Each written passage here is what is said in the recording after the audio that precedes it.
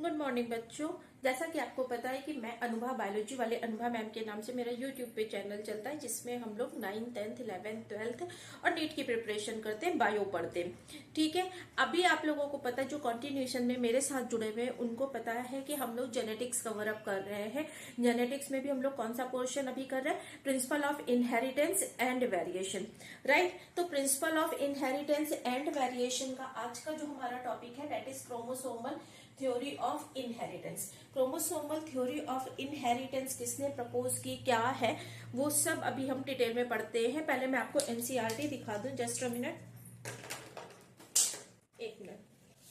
देखिए एनसीईआरटी, देखिए एनसीईआरटी की ये हेडिंग है 5.32 क्रोमोसोमल थ्योरी ऑफ इनहेरिटेंस। आज हम लोग इसको कवर अप कर रहे हैं। ठीक है, तो देखिए मेंडल का वर्क, अभी तक मैं आप लोगों को मेंडल का वर्क बता चुकी कि मेंडल ने क्या क्या किया, क्या लॉस जो है वो उन्होंने दिए, कैसे प्रिंसिपल्स ऑफ इनहेरिटेंस जनरेट हुआ, ये सारी चीजें मैं आपको बता चुकी हूँ। तो मेंडल का वर्क जो है, पहले भी मैंने आप लोगों को एक चीज बताई हुई थी बच्चों कि मेंडल को जो है उनका क्रेडिट बहुत बाद में मिला था। मेंडल को उनके वर्क का क्रेडिट बहुत बाद में मिला था। ठीक है, तो मेंडल के वर्क में क्या ड्रॉबैक थे, क्यों उनको उस टाइम पे, जो जब वो जिंदा थे या वो जब वो उस टाइम पे जब इन्होंने रिसर्च की थी तब उनको उसका क्रेडिट क्यों नहीं मिला, फिर कैसे वो फादर ऑफ जेनेटिक्स बन गए, क्रोमोसोमल थ्योरी के अंदर में आप यही सब पढ़ेंगे। मैंने इससे रिलेटेड एक शॉर्ट भी अपडेट किया था अपने चैनल पे कि हम ये डिस्कस करेंगे कि क्या जो है मेंडल को क्यों नहीं मिला था नंबर। देखिए मेंडल ने रिसर्च की थी, किसमें की थी, ये आपको पता है कि पी प्लांट पे रिसर्च की थी।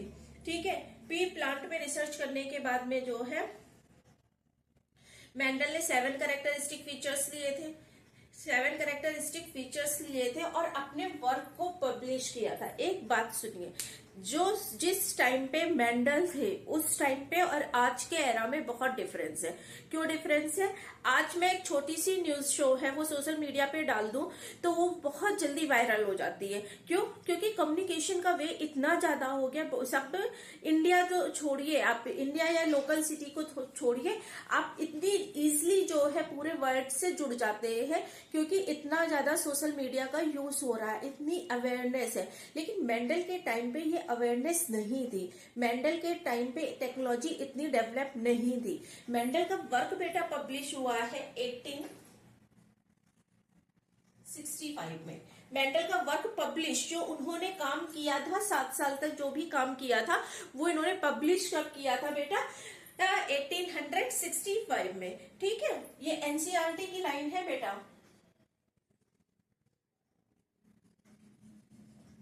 राइट, तो ये वक्त इन्होंने ये पब्लिश किया था, लेकिन उनको क्यों सक्सेस नहीं मिली, ये भी क्वेश्चन कभी कभी आ जाता है कि उनको सक्सेस क्यों नहीं मिली। तो कुछ पॉइंट्स हम देख सकते हैं कि मेंडल्स को सक्सेस क्यों नहीं मिली। फेलियर ऑफ मेंडल,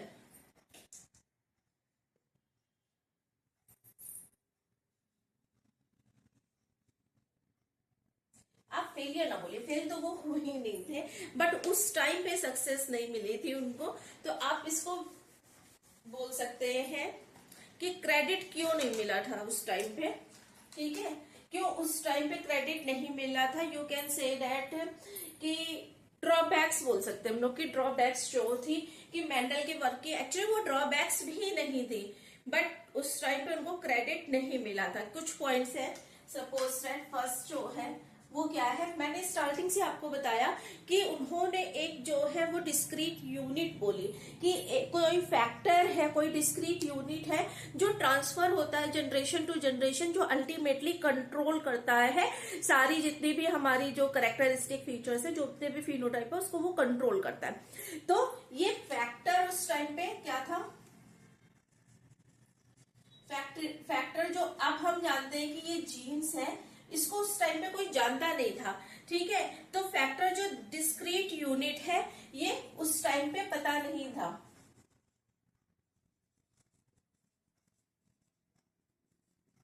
ठीक है,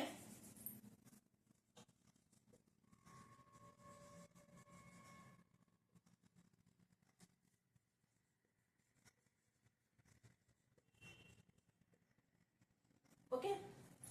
और क्या हुआ था बच्चों कि उन्होंने क्या यूज किया था, हम लोगों ने देखा कि प्रोबेबिलिटी के बेस पे हम लोगों ने अपने रिजल्ट्स जो है वो एनालाइज किए। पुनेट स्क्वायर देखा हो या जीनोटिपिक रेशियो देखा हो, फिनोटिपिक रेशियो देखा हो, सारा हम किस पे बात कर रहे थे, प्रोबेबिलिटी पे बेस कर रहे थे। इससे पहले कभी भी बायो में जो है वो मैथमेटिक्स इन्वॉल्व नहीं हुई थी। तो उनके जो कलीग्स थे उन्होंने बायोलॉजिकल कॉन्सेप्ट में मैथमेटिक्स जो है इन्वॉल्व हो रही थी उसको क्या कर दिया, सिरे से खारिज कर दिया, कंप्लीटली उसको डिनाइड कर दिया कि बायोलॉजी में मैथमेटिक्स, प्रोबेबिलिटी, स्टैट्स ये सब कैसे यूज हो रहे हैं उस टाइम तक, क्योंकि किसी ने यूज किया नहीं था। फर्स्ट टाइम मेंडल ने यूज किया था, इसलिए वो एक उनका बहुत बड़ा एक ड्रॉबैक था कि उस टाइम पे उनके जो कलीग्स थे जो उनके साथ रिसर्च कर रहे थे उन्होंने इस कॉन्सेप्ट को ही जो है वो तवज्जो नहीं दी कि बायो में, बायोलॉजी में स्टैट, प्रोबेबिलिटी ये सब कैसे इन्वॉल्व हो रही है। ठीक है, तो आप सेकेंड पॉइंट जो है वो बोल सकते हैं।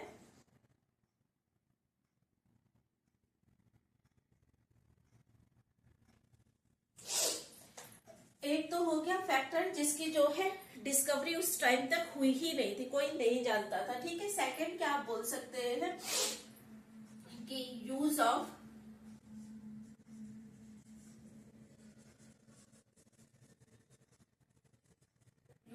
मैथमेटिक्स, और यू कैन से दैट, और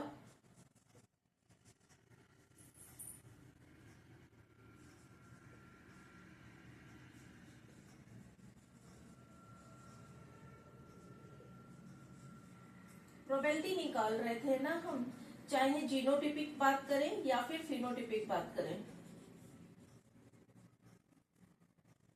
तो हम सब किस पे बात कर रहे थे, वो प्रोबेबिलिटी पे बात कर रहे थे। ठीक है, तो स्टैटिक्स जो है उसका यूज उनके लिए एक ड्रॉबैक साबित हुआ।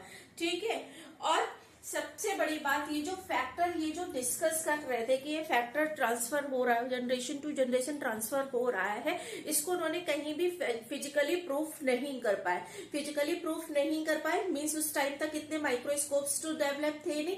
वो बता रहे थे कि कोई चीज है जो ट्रांसफर होती है, जो अल्टीमेटली कंट्रोल करती ही है, लेकिन वो फिजिकली प्रूफ उस चीज को नहीं कर पाए थे। आपने उस टाइम तक इतने डेवलप्ड माइक्रोस्कोप्स नहीं थे कि हम माइटोसिस देख सके, हम मियोसिस देख सके, हम सेल डिवीजन देख सके। तो फिजिकली क्या चीज ट्रांसफर हो रही, क्या चीज ट्रांसफर नहीं हो रही, इसको मेंडल जो है वो डिफाइन नहीं कर पाए थे।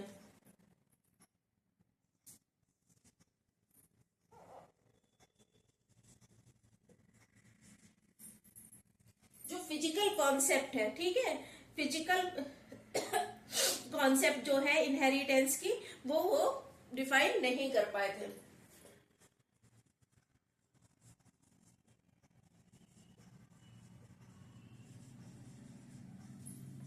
ठीक है, क्यों नहीं कर पाए थे, क्योंकि उस टाइम तक माइक्रोस्कोप्स जो है वो नहीं थे।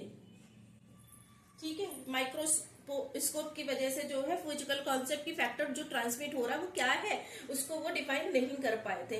और सबसे बड़ी बात जो हम लोगों ने अभी डिस्कस की कि आज के टाइम पे किसी सॉन्ग के, किसी न्यूज के, किसी इवेंट के वायरल होने के चांसेस बहुत ज्यादा होते हैं। क्यों बहुत ज्यादा होते हैं, आपने कोई भी अपने जो है स्टोरी में डाल दिया कुछ भी, तो वो आपके थ्रू जो है सोशल मीडिया प्लेटफॉर्म पे, या सोशल मीडिया प्लेटफॉर्म आज वर्ल्ड वाइडली जो कनेक्टेड है, इसलिए वायरल होने के चांसेस जो है वो बहुत ज्यादा होते। उस टाइम पे इतनी फैसिलिटीज नहीं थी, उनका वर्क इतना पब्लिश नहीं था इतने जर्नल्स में। आज अगर मैं अपनी ही बात करूं तो मेरे पास 6 जनरल्स है, उन 6 जनरल्स में कुछ ऑनलाइन जनरल्स भी है और ऑफलाइन जनरल्स भी है। तो वो जो ऑनलाइन जनरल्स है वो ऑनलाइन तो जो है वो ग्लोबली कनेक्टेड हो गए ना, तो उस टाइम पे मेंडल्स के पास इतनी फैसिलिटी नहीं थी या उस टाइम तक इतनी टेक्नोलॉजी डेवलप नहीं थी। इसलिए क्या था कि जो वाइडली पब्लिश्ड नहीं हो पाया था, और यू कैन से दैट कि ग्लोबली जो है वो पब्लिश्ड नहीं हो पाई थी उनकी रिसर्च। ठीक है,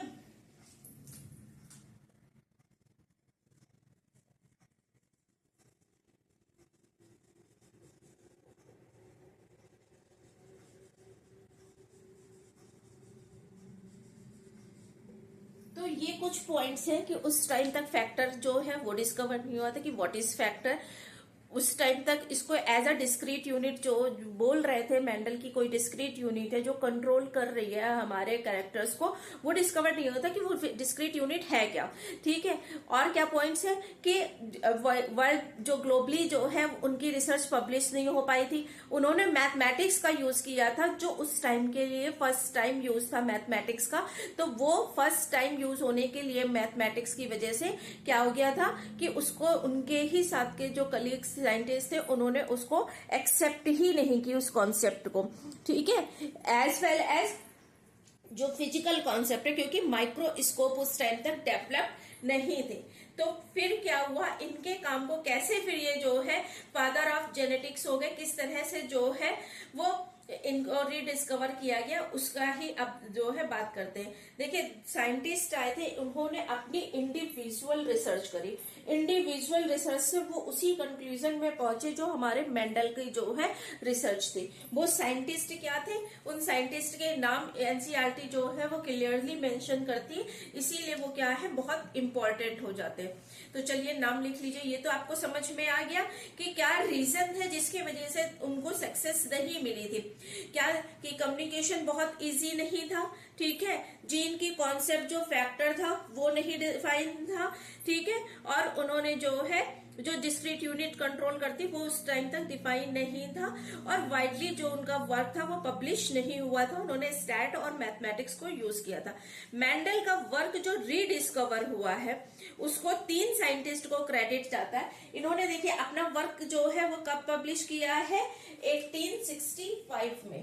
इनकी जो रीडिस्कवरी हुई है वो कब हुई है बेटा, 90s में हुई है।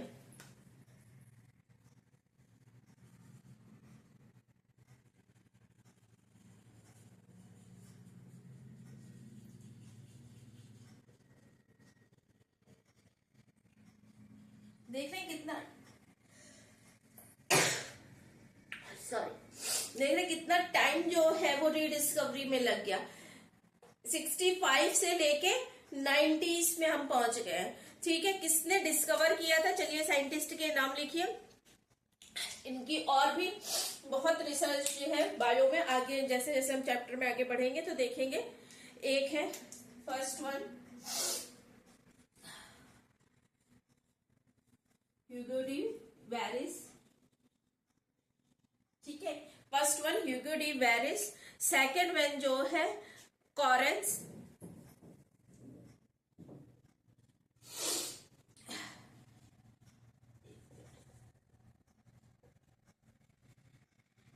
ठीक है।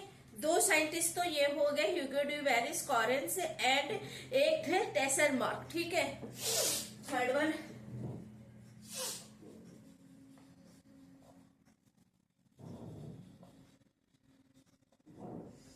इन तीनों ने अपनी इंडिविजुअल रिसर्च से 90s में मेंडल के वर्क को जो क्या क्या है रीडिस्कवर। ठीक है, इनके टाइम पे क्या हो रहा था बेटा, इनके टाइम पे 90s में आके क्या हो रहा था, माइक्रोस्कोप्स भी डेवलप हो गए थे, एडवांस माइक्रोस्कोप्स डेवलप हो गए थे। एडवांस माइक्रोस्कोप डेवलप होने से आपके सामने क्रोमोसोम्स, जीन्स और मियोसिस, माइटोसिस, इन सबकी नॉलेज आ गई थी। तो क्यों, due to the lack of technology भी बोल सकते हैं कि उस टाइम पे इतनी टेक्नोलॉजी डेवलप नहीं थी, जिसकी वजह से उनको उस टाइम पे ह्यूगो डी वेरिस, कॉरेंस और टेस्मार्क ने फिर से रीडिस्कवर किया अपनी इंडिविजुअल रिसर्च से। मींस ये तीन अपनी अलग अलग रिसर्च कर रहे थे। इन तीनों के रिसर्च का कंक्लूजन जो है वो कहाँ पे था, जो हमारे मेंडल का रिजल्ट था। तो उन्होंने मेंडल को क्रेडिट दिया उसका। ठीक है, क्या डिस्कवर किया देखिए,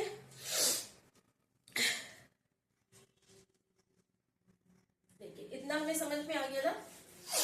अब क्या डिस्कवर हो गया, जो सिर्फ इस हेडिंग में एनसीईआरटी जो बता रही है वो क्या डिस्कवर हुआ बेटा इस टाइम पे, दैट इज क्रोमोसोम।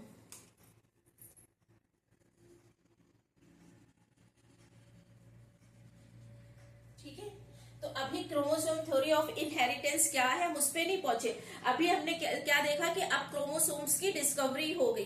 क्रोमोसोम्स की डिस्कवरी होने की वजह से हमें क्या पता चल गया है बेटा कि ये थ्योरी क्रोमोसोम्स कैसे वर्क करते हैं। अच्छा, क्रोमोसोम्स क्या है? क्रोम आपको पता है कि अगर आपने बायो में जो भी वो है उनको अगर आप ब्रेक करते, क्रोमा वर्ड किसके के लिए होता है? कलर के लिए ना। सोम क्या है? बॉडी। तो कलरफुल बॉडी जो है उसको हमने क्या बोला? क्रोमोसोम बोला।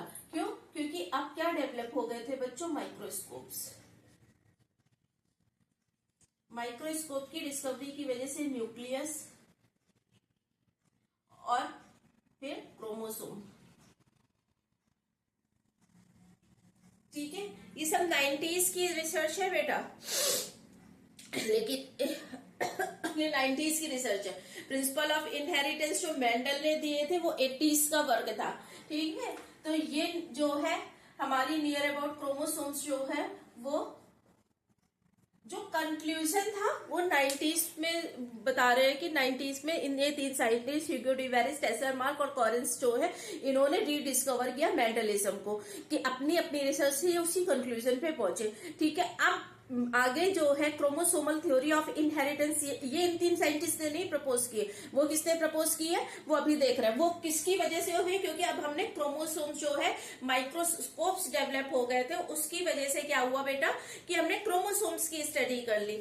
इसकी वजह से जो वॉल्टर सटन एंड थेडरफोर्ड बॉवरी है, इन्होंने क्रोमोसोम का बिहेवियर जो है कि क्रोमोसोम किस तरह से बिहेव करता है, क्रोमोसोम किस तरह से मूवमेंट करता है, सेल में किस तरह से मूव करता है, कैसे पास ऑन होता है, वो दिया था। और ये सारी कॉन्सेप्ट जो क्रोमोसोम का बिहेवियर है वो किस में आता है? क्रोमोसोमल थ्योरी ऑफ इनहेरिटेंस में। साइंटिस्ट कौन कौन से थे?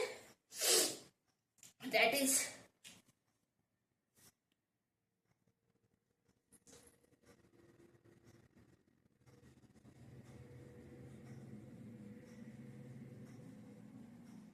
कई बार जो है सिर्फ सटन के नाम से ही क्वेश्चन आ जाता है, तो आपको ये याद रखना है। ठीक है, सटन एंड बावरी। ठीक है,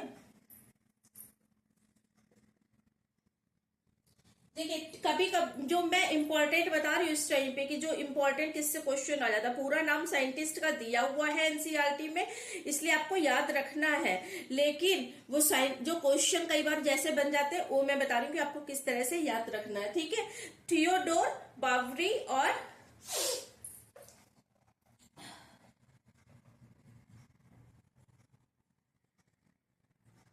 इस नाम से सटन एंड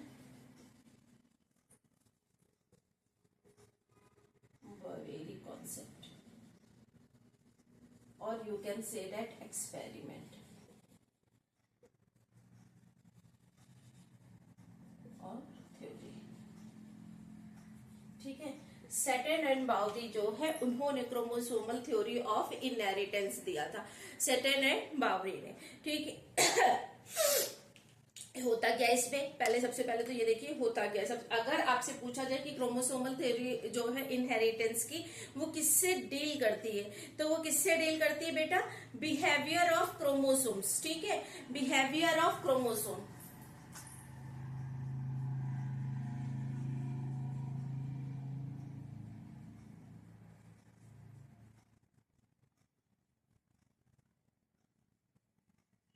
तो इन्होंने बताया कि क्रोमोसोम का क्या बिहेवियर है सेल में, क्रोमोसोम का बिहेवियर जो है वो क्या है। और यू कैन से डेट कि जो क्रोमोसोम का मूवमेंट है माइटोसिस में, मियोसिस में, वो क्या है। ठीक है, इस पे इन्होंने वर्क किया था।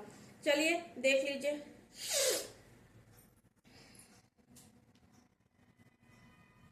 तो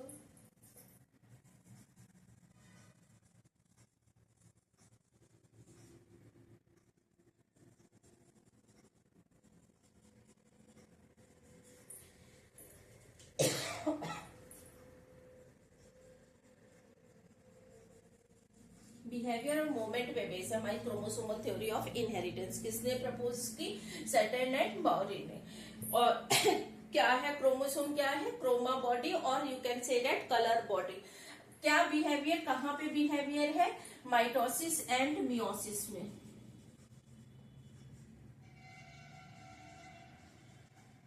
माइटोसिस और मियोसिस में। आपको पता है कि क्या डिफरेंस होगा माइटोसिस और मियोसिस में, ठीक है। तो वही इसमें एक्सप्लेन किया गया है कि किस तरह से जो है वो बाइवैलेंट बनते हैं, किस तरह से होमोलॉगस जो है वो पेयरिंग होती है, वही हमें यहाँ पे पढ़ना है। ये कैसा होता है, इक्वेशनल डिवीजन एंड ये रिडक्शन डिवीजन। जिसने अभी तक मेरी ये वाली क्लासेस नहीं लगाई है सेल डिवीजन की, तो प्लीज लगा लीजिएगा, एक एक कॉन्सेप्ट क्लियर हो जाएगी।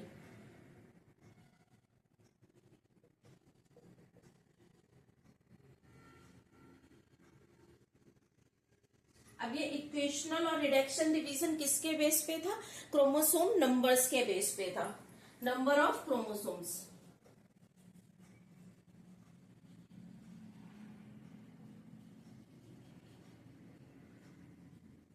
अगर आप मियोसिस की बात करें, अगर आप डिप्लॉइड ले रहे हैं या फिर 2n ले रहे हैं, तो आफ्टर माइटोसिस जो है जो डॉटर सेल्स बनेंगी वो भी कैसी बनेंगी, 2n बनेंगी। जो नंबर है हमारा वो क्या रहेगा, सेम रहेगा। लेकिन अगर आप रिडक्शन डिवीजन की बात करें, आपके पास 2n है, डिप्लॉइड है, तो इसके बाद जो डॉटर सेल्स बनेंगी वो कैसी बनेंगी, हैप्लॉइड बनेंगी। नंबर्स जो है वो रिड्यूस हो जाते हैं, इसीलिए हम इसको क्या बोलते हैं कि ये हमारा जो है वो रिडक्शन डिवीजन है, due to number of chromosomes. Number of chromosomes जो है वो क्या हो जाते हैं, हाफ हो जाते हैं। किसके केस में, रिडक्शन डिवीजन, और you can say that meiosis के केस में। अब इन्होंने जो स्टडी की थी वो समझने से पहले मैं आपको माइटोसिस मियोसिस का जो डायग्राम यहाँ पे दिया हुआ है वो बता दूं, फिर मैं वो थ्योरी बताऊंगी कि यहाँ पे इस थ्योरी की क्या कॉन्सेप्ट है। देखिए मेंडल ने क्या कहा था कि कोई फैक्टर है, वो फैक्टर जो है वो ट्रांसफर हो रहा है जनरेशन टू जनरेशन, जो कंट्रोल कर रहे हैं, ठीक है। अब यही जो मेंडल ने जो बोला था, लेकिन उनके पास उस टाइम पे कोई फिजिकल प्रूफ नहीं था, क्योंकि उस टाइम तक जो है माइक्रोस्कोप्स डेवलप नहीं थे। अब क्या हुआ, माइक्रोस्कोप्स डेवलप हो गए। माइक्रोस्कोप डेवलप होने से क्या हुआ, न्यूक्लियस की डिस्कवरी। न्यूक्लियस की डिस्कवरी होने से क्या हुआ, क्रोमोसोम्स डिस्कवर हुए। क्रोमोसोम की डिस्कवरी होने से क्या हुआ कि हमें क्रोमोसोम का बिहेवियर और you can say that chromosome का मूवमेंट पता चल गया, किस तरह से क्रोमोसोम्स जो है वो मूव करते। इतना समझ में आया। अब जब हमें ये पता चल गया तो साइंटिस्ट ने जो है सेल डिवीजन स्टडी किया। सेल डिवीजन जब स्टडी किया तो उन्होंने देखा कि कैसे माइटोसिस और मियोसिस में जो है सेग्रीगेट हो रहे हैं, किस तरह से गैमेट फॉर्मेशन हो रहा है। क्या बोल रहे हैं कि जो फैक्टर बोला था मेंडल ने और क्रोमोसोम का जो बिहेवियर है वो लगभग पैरेलली एक ही जैसा है। किस तरह से एक जैसा है वो अब हम समझेंगे। ये समझ में आया कि जो क्रोमोसोमल थ्योरी ऑफ इनहेरिटेंस है वो किससे डील कर रही है और किसने प्रपोज की। सेटन एंड बावरी की कॉन्सेप्ट है, जिन्होंने क्या स्टडी किया था, क्रोमोसोम का मूवमेंट स्टडी किया था और बिहेवियर स्टडी किया था, किसमें, माइटोसिस एंड मियोसिस में। अब देखिए क्या क्या जो है एक टेबल फॉर्म है, लेकिन उस टेबल को समझने से पहले जो डायग्राम एनसीईआरटी ने बताया है पहले हम वो देख लेते हैं।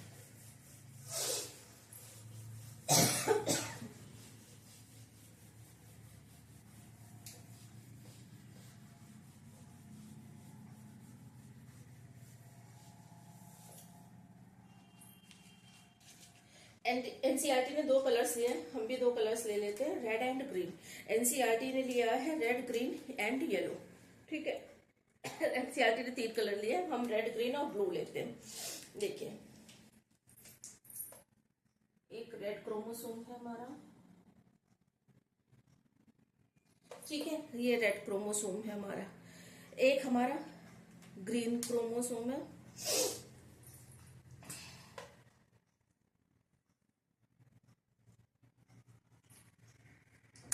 देखिए शेप और साइज जो है वो डिफरेंट होते हैं क्रोमोसोम्स के, भाई एनसीईआरटी ने दिखाया हुआ है, तो आप देख सकते हैं शेप और साइज जो है वो डिफरेंट है।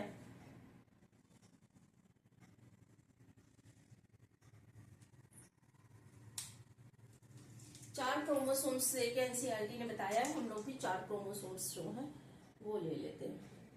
देखिए यहाँ पे क्या है जो क्रोमोसोम्स की पी और क्यू आर्म्स है, जिसको ये पी क्यू आर्म्स नहीं पता है वो प्लीज मेरे प्रीवियस लेक्चर्स जो है वो देख लीजिएगा जाके कि क्या पी आर्म है क्या क्यू आर्म है। अभी मैं जनरली आपको ये बता दे रही हूँ ये कॉन्सेप्ट समझाने के लिए कि अगर कोई क्रोमोसोम एक ही प्राइमरी कंस्ट्रिक्ट से या सेंट्रोमियर से अटैच होता है तो हम क्या बोलते हैं कि वो एक क्रोमोसोम है। ठीक है, उसकी कितनी आर्म्स है? 2 आर्म्स है, एक पी आर्म है एक क्यू आर्म है। इसमें भी एक ही प्राइमरी कंस्ट्रिक्ट है, यहाँ भी एक ही प्राइमरी कंस्ट्रिक्ट है, यहाँ भी प्राइमरी कंस्ट्रिक्ट एक ही है, यहाँ भी प्राइमरी कंस्ट्रिक्ट एक ही है।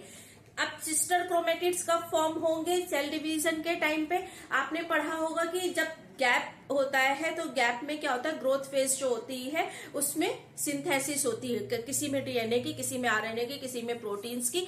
वो ये सब हम लोग प्रीवियस लेक्चर्स में बहुत अच्छे से पढ़ चुके। यहाँ पे एनसीईआरटी ने जो स्टार्टिंग करी है बेटा वो जीवन से करी है। जीवन आपको पता है? अगर नहीं पता है तो प्लीज मेरे प्रीवियस लेक्चर्स जो है वो देख लीजिए जाके। जीवन से करिए, ठीक है, जीवन, और you can say that gap 1। अब गैप 1 के बाद जब सेल जो है हमारी सेल, ये सेल के अंदर है ना बेटा, ये सेल जब G2 में जाएगी तो क्या होगा कि इसके जो ये है आर्म्स है ये डबल हो जाएंगी। क्यों आर्म्स डबल हो जाएंगी? डीएनए कंटेंट हमारा डबल हो जाता है। डीएनए कंटेंट डबल हो जाता है तो क्रोमोसोम्स जो है उसके सिस्टर क्रोमेटिड्स जो है वो फॉर्म हो जाते हैं। देखिए एक मिनट, अब ये सेल हमारी इसमें गई G2 में,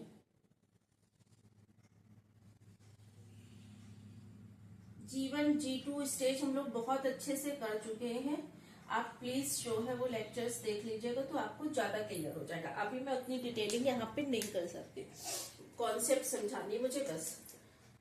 अभी क्रोमोसोम अलग नहीं हुए, सिर्फ हमारी जो आर्म्स है वो डुप्लीकेट हुई है। बहुत से बच्चों को तो यही नहीं समझ में आता है।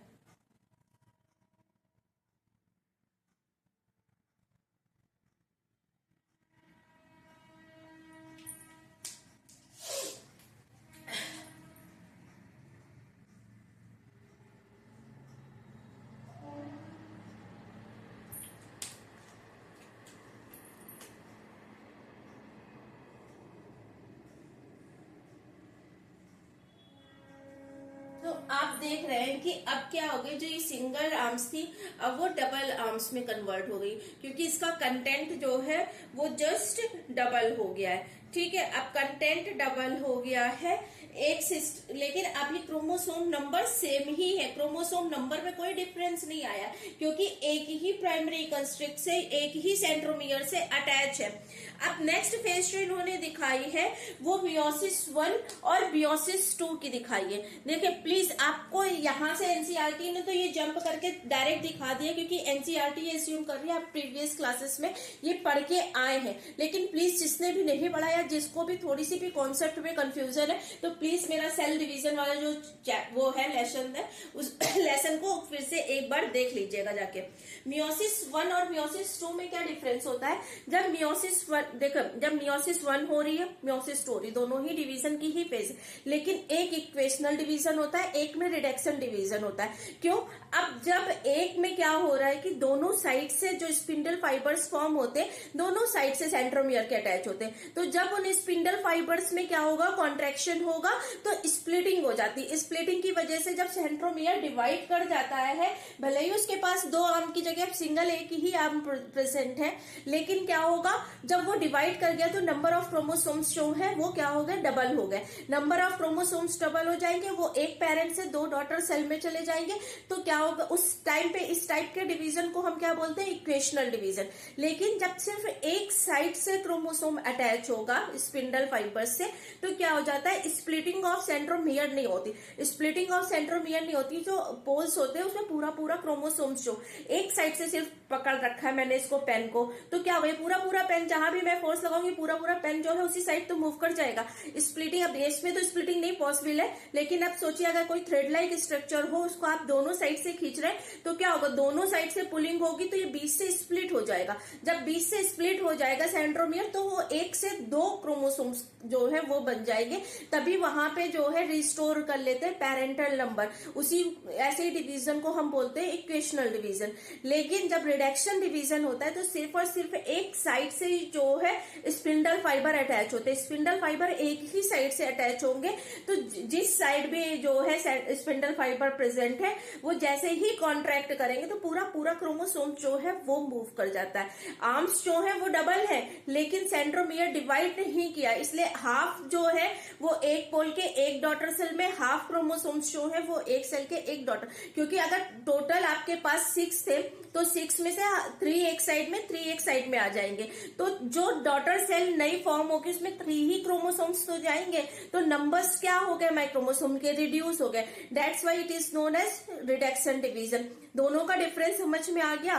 बेसिक कॉन्सेप्ट बहुत जरूरी है, इक्वेशनल क्यों हो जाता है और रिडक्शन क्यों हो जाता है, इतना आपको समझ में आ गया। तो अब जो इसके बाद G2 के बाद जो एनसीईआरटी ने मूव ऑन किया है मियोसिस फर्स्ट की एनाफेज में किया है, मियोसिस फर्स्ट की एनाफेज। अब मियोसिस फर्स्ट की एनाफेज क्या होती है बच्चों,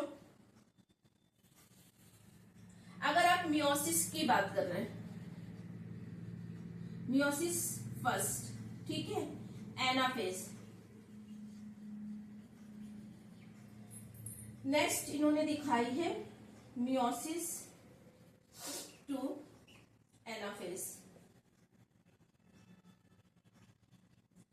जल्दी से मैं रिकॉल कर देती हूँ। देखिए प्रोफेज में क्या होता है, जितना भी कंटेंट होता है वो क्या हो जाता है, वो सारा जो है जितने सेल ऑर्गेनेल होंगे वो सब क्या हो जाएंगे, वो उस समय डिसअपियर हो जाते हैं। Nuclear membrane will be disappear और जो क्रोमोसोम्स हैं वो कंडेंस होना स्टार्ट होते हैं। मेटाफेज में जो है वो वेल कंडेंस हो जाते हैं। अब एनाफेज की इन्होंने बात की। एनाफेज में क्या होता है, यहाँ पे सेंट्रली जो है अपने आप को अलाइन कर लेते क्रोमोसोम्स, सेंट्रली अलाइन कर लेते, यहां से स्पिंडल फाइबर्स जो है वो अटैच हो जाते हैं। अगर आप मियोसिस 1 की बात कर रहे हैं तो मियोसिस 1 के केस में क्या होगा बेटा, जैसे सपोज दैट ये क्रोमोसोम्स है हमारे, तो ये क्रोमोसोम्स एक इमेजिनरी प्लेट जो हमारी बनती है उसमें अपने आप को अलाइन कर लेते हैं। मेटाफेज में आपको पता है, ठीक है।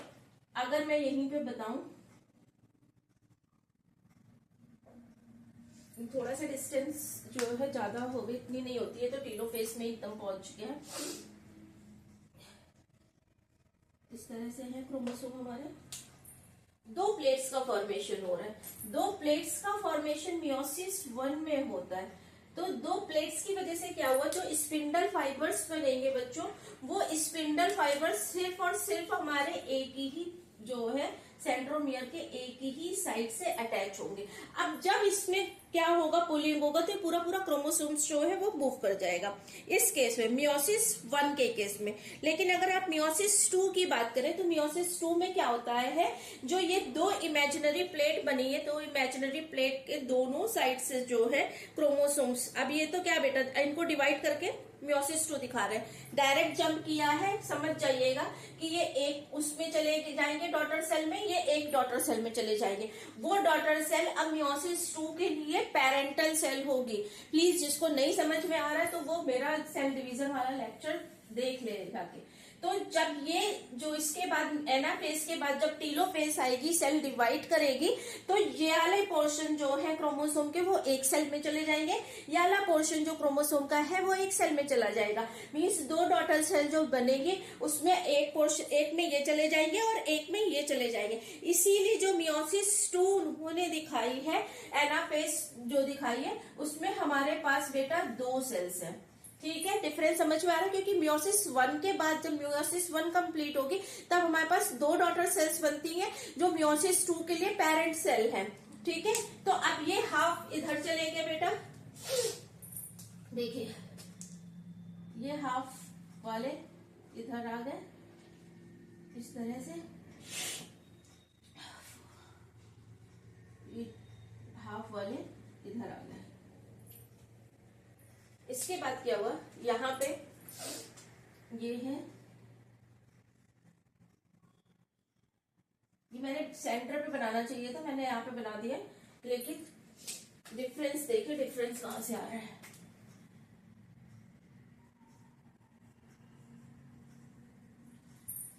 यहाँ पे स्पिंडल फाइबर सिर्फ सेंट्रोमियर के एक साइड से अटैच था। ठीक है, अब क्या होगा बेटा, यहाँ से स्पिंडल फाइबर्स अटैच होंगे, यहाँ से स्पिंडल फाइबर्स अटैच होंगे, यहाँ से स्पिंडल फाइबर्स अटैच होंगे, यहाँ से स्पिंडल फाइबर्स अटैच होंगे। उससे क्या होगा, अब जब इसके बाद टेलोफेज आएगी, जो न्यू सेल्स बनेंगे बेटा, उसमें हाफ हाफ जो है ये चले जाएंगे। यही तो है क्रोमोसोम का मूवमेंट। और क्या है सेल में, ये सपोज दैट हमारे पास ये 4 सेल्स आएंगे, तो क्या होगा इन 4 सेल्स में, देखिए ये रेड जो है ये स्प्लिट करेगा, ये रेड यहाँ पे एक आ गया हमारा, 2 नहीं होंगे, अब यहाँ पे एक ही आर्म होगी इस तरह से, कोल्ड की वजह से और नहीं। देखिए यहाँ पे इसकी एक आर्म स्प्लिट होके इस वाले में आ गई,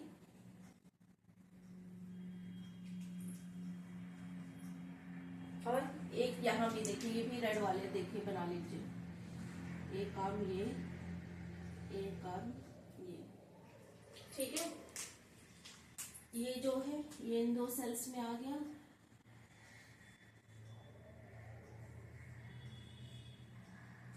यहाँ पे और क्या प्रेजेंट होंगे, ग्रीन वाले।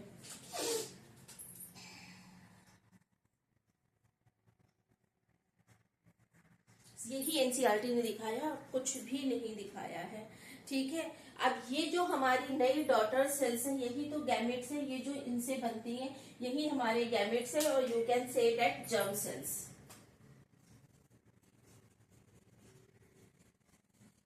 जर्म सेल्स और गैमेट, गैमेट फॉर्मेशन में तो यही इन्वॉल्व होते हैं, मियोसिस में ही तो गैमेट फॉर्मेशन होता है। तो अब समझ में आया, ये जो है ये हमारे गैमेट्स फॉर्म करेंगे, ठीक है। तो ये यहाँ पे एनसीईआरटी ने ये क्यों समझाया है, क्योंकि देखिए हमें क्या स्टडी करना है, बिहेवियर और मूवमेंट क्रोमोसोम्स का। क्रोमोसोम का मूवमेंट किस तरह से हो रहा है, किस तरह से वो अलाइन कर रहे हैं, किस तरह से वो इंडिपेंडेंटली जो है, अगर देखिए इस वाले का जो है क्रोमोसोम का मूवमेंट जो है वो इसको अफेक्ट नहीं करेगा, इस वाले क्रोमोसोम का मूवमेंट इसको अफेक्ट नहीं करेगा, ये इंडिपेंडेंटली असॉल्ट हो रहे हैं। कोई एक क्रोमोसोम जो है उसका मूवमेंट दूसरे क्रोमोसोम्स के मूवमेंट को अफेक्ट नहीं करेगा, वो इंडिपेंडेंटली असॉल्ट हो रहे हैं। यही तो हमारे मेंडल ने भी बोला था। और क्या बोला था मेंडल जी ने, ये हमारा क्रोमोसोम है, इस क्रोमोसोम की एक लोकस पे ये जीन प्रेजेंट है हमारा। हाइट के लिए अगर हम लोग बात करें टी प्रेजेंट है, ठीक है। एक क्रोमोसोम हमारा ये प्रेजेंट है, ठीक है। यहाँ पे सेम लोकस पे, हाइट के जीन की बात होगी तो सेम लोकस पे ही प्रेजेंट होगा, ऐसा नहीं होगा कि वो कहीं और प्रेजेंट होगा। अगर हम बात करें कि ये कोई पेरेंट है, इस पेरेंट में 2n है, मीन्स डिप्लॉइडिक कंडीशन है, ठीक है।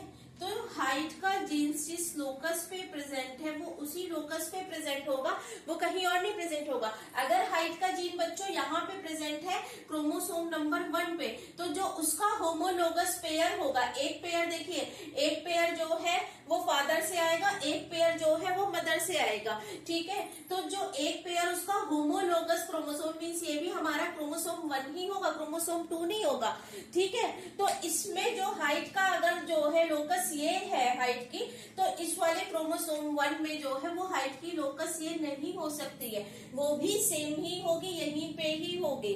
तो इस केस में क्या होता है, जब ये स्प्लिट करेंगे, जब ये इसमें जाएंगे क्रोमोसोम्स, अगर हम इसी की बात करें इसमें जाएंगे तो इंडिपेंडेंटली जो है वो सेपरेट हो रहे हैं, इसका इस पे कोई इम्पैक्ट नहीं पड़ रहा है, इसका इस पे कोई इम्पैक्ट नहीं पड़ रहा है।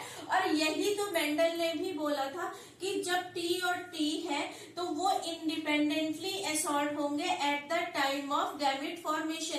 एक टी जो है वो इसमें जाएगा, एक टी इसमें जाएगा, ऐसा नहीं होगा इसका इसके सेपरेशन का, इसके इसके मूवमेंट का, इसका इसके ऊपर और इसका इसके ऊपर कोई भी डिफरेंस जो है वो नहीं पड़ेगा, कोई भी इम्पैक्ट नहीं पड़ेगा। इसी वजह से क्या हो रहा था, इंडिपेंडेंटली असॉल्ट हो रहे थे हमारे फैक्टर। वो फैक्टर कहाँ पे प्रेजेंट है, हमारे क्रोमोसोम्स में प्रेजेंट है। क्रोमोसोम भी इंडिपेंडेंटली असॉल्ट हो रहे हैं। एक क्रोमोसोम का अगर ये हम बात करें, क्रोमोसोम नंबर 1, ये क्रोमोसोम नंबर 3, 2, 3 और 4 है, तो क्रोमोसोम 1 जो है वो इंडिपेंडेंटली असॉल्ट होगा, उसका क्रोमोसोम नंबर 2 से असॉल्टमेंट से कोई भी डिफरेंस नहीं आएगा। क्रोमोसोम 1 और 3 जो है वो इंडिपेंडेंटली असॉल्ट होंगे, क्रोमोसोम 1 और 4 जो है वो इंडिपेंडेंटली असॉल्ट होंगे। दोनों का एक दूसरे से कोई इम्पैक्ट नहीं पड़ेगा, कोई भी डिफरेंस नहीं होगा कि किस तरह से क्रोमोसोम 1 जो है वो जर्म सेल में जा रहा है, किस तरह से क्रोमोसोम 2 जो है वो जर्म सेल में जा रहा है, किस तरह से क्रोमोसोम 3, ये इंडिपेंडेंटली असॉल्ट होंगे। एक दूसरे का मूवमेंट, एक दूसरे का बिहेवियर एक दूसरे के ऊपर इन्फ्लुएंस नहीं डालेगा। यही सेम जो है वो हमारे मेंडल ने फैक्टर को लेके कहा था, जीन को लेके कहा था। वो जीन जो है वो कहाँ सिचुएटेड होते, वो तो क्रोमोसोम में ही सिचुएटेड होते। तो यही कहा जाता है कि जो फैक्टर्स मेंडल के थे वही क्रोमोसोमल थ्योरी के बिहेवियर में भी पैरेलली नजर आए। वो प्रॉपर्टी जो है वो मूवमेंट की प्रॉपर्टी, इंडिपेंडेंटली असॉल्ट होने की प्रॉपर्टी, इंडिपेंडेंटली सेपरेट होके पेरेंट सेल से गैमेट सेल में जाने की, गैमेट सेल का फॉर्मेशन करने की, जर्म सेल का फॉर्मेशन करने की, वो जो है एक दूसरे को इन्फ्लुएंस नहीं करेगी, कोई मिक्सिंग नहीं होगी। यही तो हमने पढ़ा था अभी तक जितने भी जो है पढ़े थे। क्यों? क्योंकि F1 में तो हमें डोमिनेंट के ट्रेट मिले थे, लेकिन F2 में फिर से रिस्टोर कर लिया था। जो रिसेसिव ट्रेट है उसके कैरेक्टरिस्टिक फिर से आ गए थे। F1 के केस में था कि सिर्फ एक ही पेरेंट से रिजेंबल करेगा, F2 में दोनों पेरेंट से। नंबर्स वेरी कर सकते कि रेशियो ज्यादा कम था, लेकिन दोनों पेरेंट के कैरेक्टरिस्टिक्स जो है वो अपीयर हुए थे। मींस वो अपनी आइडेंटिटी जो है वो मेंटेन रखता है, कहीं कोई मिक्सिंग, कोई ब्लेंडिंग नहीं होती। यही जो है क्रोमोसोमल थ्योरी ऑफ इनहेरिटेंस से जो है वो हमारे सेटन एंड बावरी ने एक्सप्लेन किया था। जो सेम पैरेलल, यही एनसीईआरटी बोलती, क्रोमोसोम का जो बिहेवियर है वो पैरेलली है जो मेंडल ने कहा था, ठीक है, वही उन्होंने एक्सप्लेन किया है। अब एक टेबल है, इस टेबल से हो सकता है कि आपको थोड़ा सा टाइम लगे, लेकिन जो है प्लीज इसको समझ लीजिए। मैं आपको समझा दे रही हूँ कि किसकी बात की हुई है। वो टेबल जो है 5 मिनट में भी ले ले, लेकिन आप उसको समझ लीजिए। एनसीईआरटी की टेबल है, इसके पॉइंट्स हम डिस्कस कर ले रहे हैं। Comparison between behaviour of chromosome and genes, ठीक है, कि किस तरह से क्रोमोसोम्स और बिहेवियर जो जीन का है, कौन कौन से पॉइंट है, क्या है।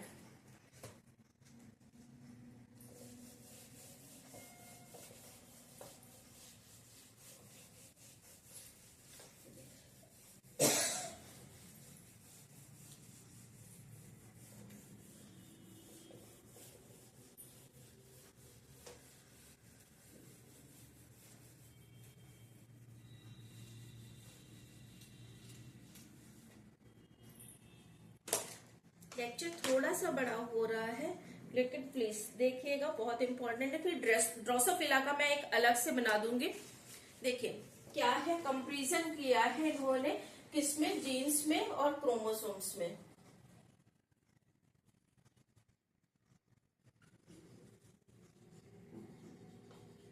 ठीक है, क्या पॉइंट्स आए हैं देखिए।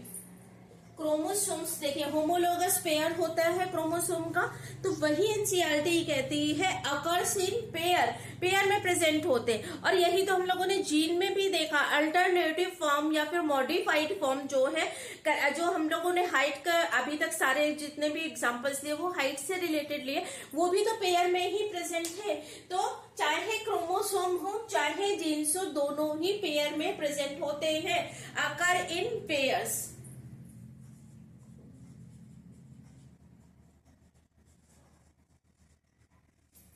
और सेम यहाँ भी, ये भी पेयर में ही प्रेजेंट होते हैं। कोई डाउट अभी तक, कोई कंफ्यूजन, कुछ ऐसा जो नहीं समझ में आया? ठीक है,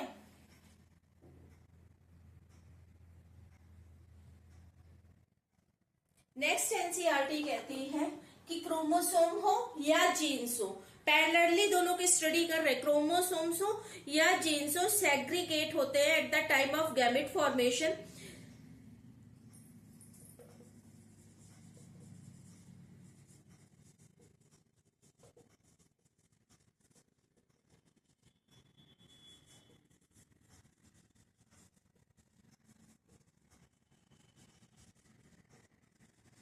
eight the time of gamete formation जो है वो सेग्रीगेट हो रहे हैं, सच that only one of each pair. देखिए क्या लिखा है एनसीईआरटी ने, सच दैट ओनली वन।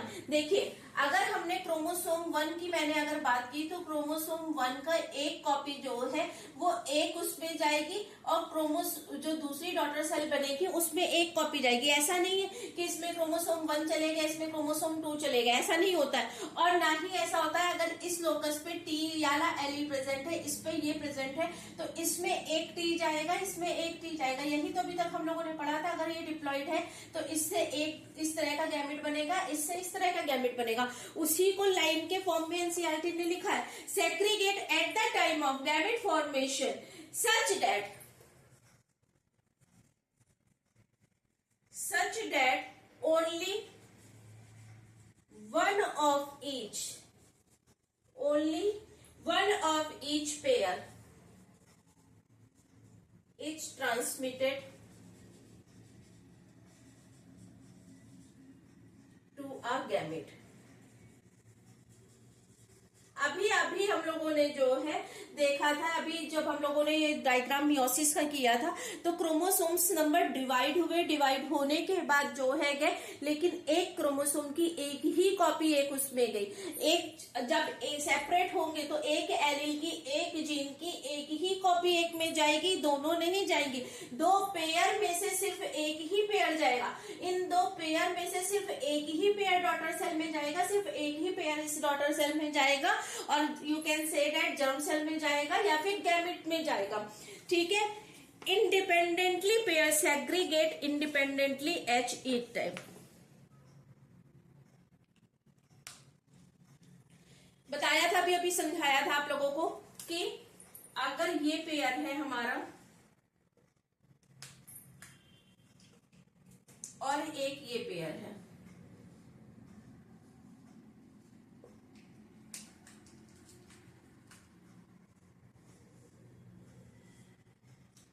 इसमें हमारे पास सपोज दैट प्रेजेंट है हाइट का, ठीक है, और इसमें प्रेजेंट है सीड के शेप का, राउंड है कि रिंकल्ड है। ठीक है, तो इंडिपेंडेंटली तो ये क्रोमोसोम जाएगा, ये इंडिपेंडेंटली जाएगा, इसका इस पे कोई इन्फ्लुएंस नहीं होगा, इसका इस पे कोई इन्फ्लुएंस नहीं होगा, दोनों एक दूसरे पे डिपेंडेंट नहीं होंगे। जब गैमेट फॉर्मेशन होगा, जब डॉटर सेल बनेगी तो इस क्रोमोसोम का जो वो है सेग्रीगेशन वो इस क्रोमोसोम पे नहीं डिपेंड करेगा, इस क्रोमोसोम का सेग्रीगेशन इस क्रोमोसोम पे नहीं डिपेंड करेगा। दोनों जब डॉटर सेल का फॉर्मेशन होगा तो डॉटर सेल में जो है दोनों क्रोमोसोम्स जाएंगे। देखिए इसका क्रोमोसोम नंबर 1 का एक पेयर इसमें जाएगा, क्रोमोसोम नंबर 1 का एक पेयर इसमें जाएगा, क्रोमोसोम जो है 2 का एक पेयर इसमें जाएगा, क्रोमोसोम 2 का एक पेयर इसमें जाएगा। ये तो क्रोमोसोम्स के सेग्रीगेशन की बात हो गई, इंडिपेंडेंटली असॉर्ट हो गए। लेकिन ये जब ये जाएंगे तो क्या इसका इन्फ्लुएंस इसमें आएगा? ये एक ही एलील तो लेके जाएगा इस वाले गैमेट में, ये एक ही एलील तो इस वाले गैमेट में लेके जाएगा, ये हमारा एक ही एलील तो यहाँ पे लेके जाएगा। अगर हम बात करें तो कैपिटल आर, ये यहाँ पे एक ही एलील, तो इंडिपेंडेंटली जो है वो सेग्रीगेट होते हैं, इंडिपेंडेंटली जो है वो सेपरेट होते हैं। यही बताया है एनसीईआरटी की इस टेबल में, कोई भी कंफ्यूजन की जरूरत नहीं है। ठीक है, ए और बी समझ में आ गया, ए और बी में क्या प्रॉब्लम है, कोई दिक्कत है कहीं से भी? अब देखिए पॉसिबिलिटी जो है, मैं यहाँ पे फिर से ड्रॉ करूँ, लेक्चर और लंबा होगा। पॉसिबिलिटी देख लीजिए मियोसिस 1 और मियोसिस 1 की, यहाँ पे इन्होंने फिर से कंपेयर किया हुआ है, रेड येलो ग्रीन और रेड। जब ये सेग्रीगेट होंगे, सेपरेट होंगे एनाफेज में, ये सेपरेट हो गए, जर्म सेल्स का फॉर्मेशन हुआ तो रेड के साथ ग्रीन आया, येलो के साथ रेड आया, लेकिन पॉसिबिलिटी तो ये भी तो पॉसिबिलिटी है कि रेड के साथ रेड आ जाए और येलो के साथ ग्रीन आ जाए। अगर आपको ये कॉन्सेप्ट नहीं समझ में आई, जो मैंने जल्दी में इस फिगर को समझा दिया, तो प्लीज बता दीजिएगा, मैं आपको फिर से समझा दूंगी। क्रोमोसोमल थ्योरी ऑफ इनहेरिटेंस आपको बहुत अच्छे से क्लियर हो गया होगा। अब ये तो क्रोमोसोमल थ्योरी ऑफ इनहेरिटेंस जो है वो आपको समझ में आ गया। एक एक्सपेरिमेंटल प्रूफ है, उसके लिए मैं एक शॉर्ट वीडियो बनाऊंगी जो ड्रोसोफिला पे किया गया, ड्रोसोफिला के क्या क्या कैरेक्टरिस्टिक्स लिए गए, क्यों ड्रोसोफिला का सिलेक्शन किया गया, वो सब उस लेक्चर में हम कवर अप करेंगे। Thank you. प्लीज अगर आपको लेक्चर में थोड़ी सी भी इंफॉर्मेटिव पार्ट लगा हो कि आपके पास तक कुछ इन्फॉर्मेशन आई है, तो प्लीज मेरे लेक्चर को शेयर करिए। Please like share and subscribe my channel. Thank you. Have a nice day.